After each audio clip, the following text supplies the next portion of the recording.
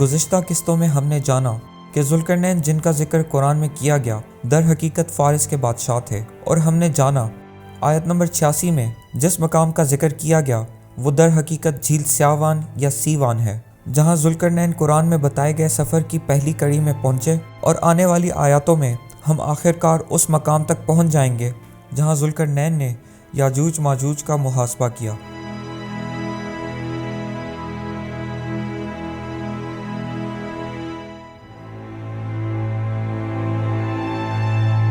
لیکن فی الوقت ہم قرآن میں ذوالقرنین کا رویہ دیکھیں گے جو انہوں نے اختیار کیا اس قوم کے لیے جو انہیں آرمینیا کے علاقے میں ملی، جس کا ذکر قرآن کی اگلی 2 آیات میں ہے۔ سورہ کہف آیت نمبر 87۔ اس نے کہا جو ظلم کرے گا اسے تو ہم سزا دیں گے، پھر وہ اپنے پروردگار کی طرف لوٹایا جائے گا تو وہ اسے سخت تر عذاب دے گا۔ سورہ کہف آیت نمبر 88۔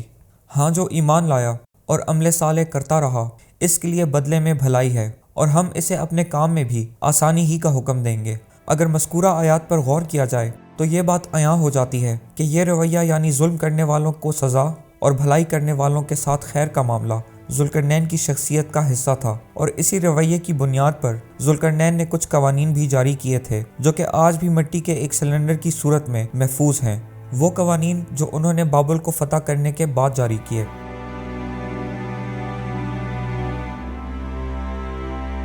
اس سلنڈر پر لکھا ہے اگر کسی نے کسی کی بھی حق تلفی کی تو میں حق تلفی کرنے والے کو سزا دوں گا اور مظلوم کو اس کا حق دلاؤں گا۔ آیت نمبر 87 اور 88 میں بھی ذوالقرنین کے اسی رویے کی جھلک دکھائی دیتی ہے جو کہ وہ ہر فتح ہونے والی قوم کے ساتھ اختیار کیا کرتے، اور یہی انصاف پسند رویہ ان کی وجہ شہرت بھی بنا، اور اسی رویے کی وجہ سے وہ جس قوم کو بھی فتح کرتے اس قوم کے لوگ ان کی صفوں میں شامل ہو جاتے۔ آرمینیا میں 2 مرکزی ریاستیں موجود تھیں، ایک قوم جو فارس کے مغربی سرحد کے زیادہ قریب تھی۔ اس قوم کی میڈیا سلطنت اور اس کی ریاستوں کے ساتھ ذوالقرنین کے دور سے پہلے بھی کئی جنگیں ہو چکی تھیں، اور وہ آرمینیا میں بسنے والی قوم کے ساتھ بھی لڑتے جھگڑتے رہتے تھے، اور غالباً یہی وہ قوم ہے جس کا آمنا سامنا ذوالقرنین کے ساتھ ہوا، جس کے لیے ذوالقرنین نے سختی کا معاملہ اختیار کیا، اور شاید یہی وجہ ہے کہ اس بات کا ذکر قرآن میں بھی پہلے ملتا ہے، جیسے کہ آیت نمبر 87 میں دیکھا جا سکتا ہے، اور انہی واقعات کی وجہ سے آج بھی یہ علاقہ موجودہ دور ایران کا حصہ ہے،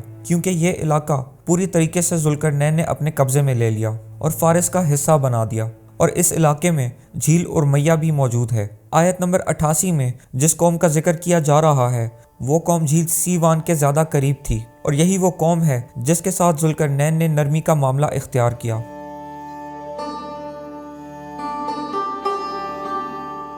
اور تاریخ بیان کرنے والے بھی اس دور میں اس خطے کو پرشین آرمینیا کے طور پر جانتے ہیں۔ نہ صرف اس قوم اور فارس کے معاملات آپس میں اچھے رہے، بلکہ ذوالقرنین کی بادشاہت کے بعد آرمینیا اور فارس کے شاہی خاندانوں کی آپس میں شادیاں بھی ہوئیں، جس سے ان تعلقات کی مضبوطی کا اندازہ لگایا جا سکتا ہے، اور شاید یہی وجہ ہے کہ آرمینیا کی بطور مملکت آج بھی شناخت برقرار ہے۔ اب ہم لوٹتے ہیں ذوالقرنین کے اس سفر کی طرف جس کا ذکر قرآن میں موجود ہے۔ سورہ کہف آیت نمبر 89۔ پھر وہ راہ کے پیچھے لگا۔ جیسے کہ ہم پہلے ہی بیان کر چکے ہیں کہ آیت نمبر 89 جیسی آیات 3 بار ذوالقرنین کے سفر کو بیان کرتے ہوئے دہرائی گئی ہیں، جن میں سمت اور علاقے کے تبدیل ہونے کا اشارہ ہے، اور یہاں پر بھی ایسا ہی ہے۔ پھر آگے قرآن میں بتایا گیا، سورہ کہف آیت نمبر 90، یہاں تک کہ وہ سورج کے نکلنے کی جگہ تک پہنچا تو اسے ایک ایسی قوم پر نکلتا پایا کہ ان کے لیے ہم نے اس سے اور کوئی اوٹ نہیں بنائی تھی۔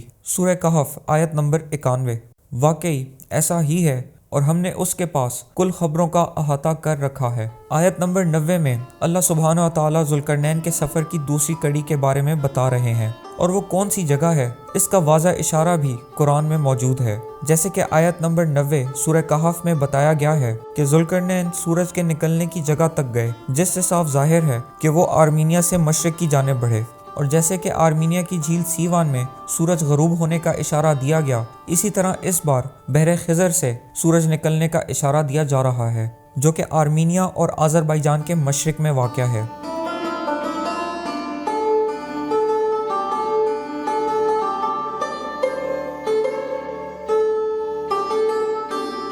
اگر اب تک ذوالقرنین کے سفر پر غور کریں تو صاف ظاہر ہے کہ آرمینیا کے جنوب میں فارس کا علاقہ آ جاتا ہے جو کہ ذوالقرنین کی ریاست کا حصہ ہے، اور اگر اس سے بھی آگے بڑھیں تو بابل کا علاقہ شروع ہو جاتا ہے، جس پر حملہ کرتے وقت ذوالقرنین کی فوج میں آرمینیا کے لوگ بھی شامل تھے، جیسا کہ تاریخی حوالوں میں دیکھا جا سکتا ہے۔ تو صاف ظاہر ہے کہ یہ وہ علاقے نہیں جس کا ذکر آیت نمبر 90 میں کیا جا رہا ہے۔ آرمینیا کے مشرق کی طرف جو علاقہ شروع ہوتا ہے وہ موجودہ دور کا آذربائیجان ہے، اور آذربائیجان میں باکو کا علاقہ خصوصی اہمیت کا حامل ہے کیونکہ یہ بحر خزر کی ایک اہم اور قدیمی بندرگاہ ہے۔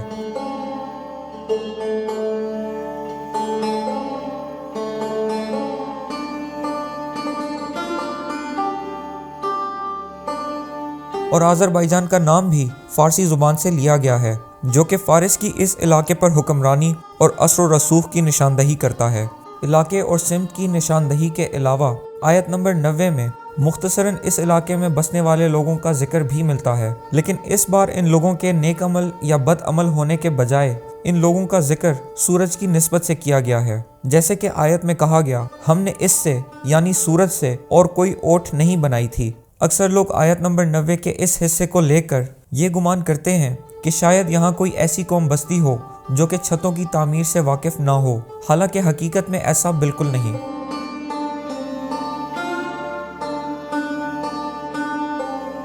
جیسا کہ ہم بیان کر چکے ہیں کہ باکو کے علاقے کو ایک قدیمی اور اہم ترین بندرگاہ کی حیثیت حاصل تھی، اور جہاں بندرگاہیں ہوتی ہیں وہاں مختلف علاقوں کی اجناس سے وہاں کے لوگوں کی واقفیت بھی ہو جاتی ہے اور علم میں بھی اضافہ ہوتا رہتا ہے۔ اور باکو کے علاقے سے 30,000 سال قبل مسیح پرانی یعنی تانبے کے دور کی غاروں میں کندہ تصاویر مل چکی ہیں جو یہاں پر بسنے والی قدیمی آبادی کی طرف اشارہ کرتی ہیں۔ تو یہ گمان کہ یہاں کے لوگ چھتیں بنانے کے قابل نہیں تھے در حقیقت بالکل بے بنیاد ہے، اور قرآن کی اس آیت کو پوری طرح سے نہ سمجھنے کا نتیجہ ہے، جیسے کہ آیت نمبر 90 میں صاف لکھا ہوا ہے، ان کے لیے یعنی کہ اس قوم کے لیے جو ذوالقرنین کو وہاں ملی، ہم نے یعنی اللہ سبحانہ تعالیٰ اپنی ذات کی طرف اشارہ کرتے ہوئے بتا رہے ہیں، اس سے یعنی سورج سے اور کوئی اوٹ نہیں بنائی تھی، جیسے کہ درخت، پودے، نباتات وغیرہ۔ تو آذربائیجان کے علاقے کو دیکھ کر یہ صاف ظاہر ہو جاتا ہے کہ یہ اسی علاقے کے بارے میں بات ہو رہی ہے، کیونکہ آج بھی کم بارشوں اور اپنی جغرافیائی لوکیشن کی وجہ سے یہاں بیشتر علاقے میں نباتات نہ ہونے کے برابر ہیں، اور یہاں کے اکثر علاقے صحرائی یا نیم صحرائی ہیں۔ ان باتوں کو مد نظر رکھتے ہوئے یہ بات صاف ظاہر ہو جاتی ہے کہ آذربائیجان کے علاقے پر قرآن میں بتائی جانے والی دونوں خصوصیات پوری اترتی ہیں۔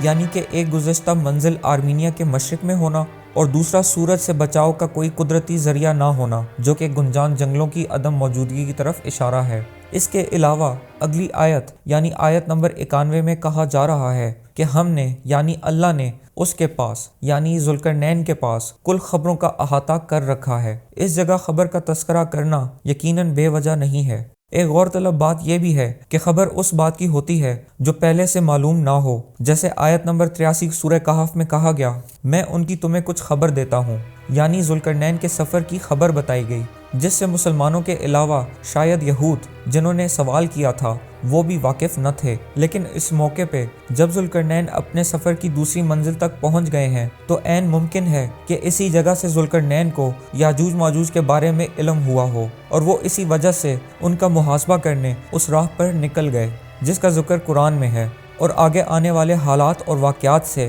جو قرآن میں بتائے گئے ہیں اس سے بھی ایسا ہی معلوم ہوتا ہے کہ ذوالقرنین آنے والے علاقے اور ان لوگوں سے مانوس نہ تھے جس کا ذکر ہم جلد کریں گے۔ تو اب ہم بڑھتے ہیں ذوالقرنین کے سفر کی آخری کڑی کی جانب جو قرآن میں بیان کی گئی ہے، اور ہم جانیں گے کہ ذوالقرنین نے یاجوج ماجوج کا محاسبہ کیسے اور کہاں کیا۔